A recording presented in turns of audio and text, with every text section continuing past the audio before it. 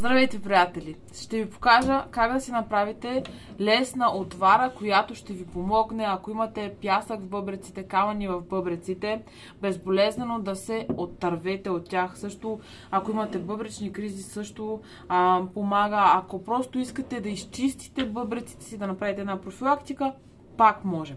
Това, което ви трябва, единствената съставка е просо. Аз съм взела био.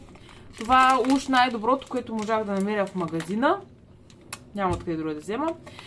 Една опаковка е 250 грама, трябва да ви 200 грама. Една чаша от просото се изсипва в купата и кипвате вода. С кипящата вода заливате просото, т.е. вие трябва принципно да измиете просото с врялата вода. Бързичко е, така за една-две минутки ще стане. Можете и през цетка, но аз, за да снимам и видеото. Сега какво ще направя? Сега просто ще го разбъркам и ще го оставя за една-две минутки, Една-две минутки разбърквам, то си престоява и после го прецеждам през сито. През цетка, извинявам се. Вече е късно вечерта. Ето. Сега сипваме водата. Ето го.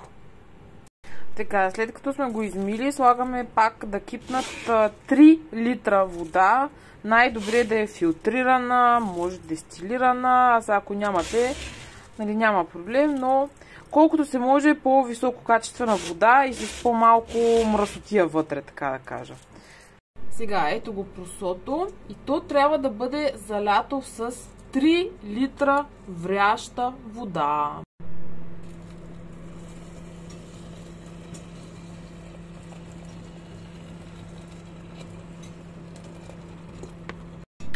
Захлупваме го и го оставяме да престои 12 часа. Най-добре да го направите вечерта, да преспите, за да можете да започнете да го пиете на сутринта. Пиете по 3 чаши минимум на ден. Преди или след хранене не е важно, по-добре преди.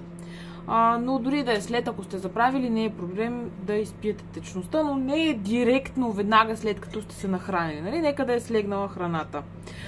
Правите го 10 дни това нещо, като просото може да го употребите и следващ път. Не го изхвърляте веднага след като сте направили първата отвара. Ако искате, пък може и всеки път да си взимате друго просо. Не е проблем, както вие прецените. Това е. Хубава вечер, бъдете здрави!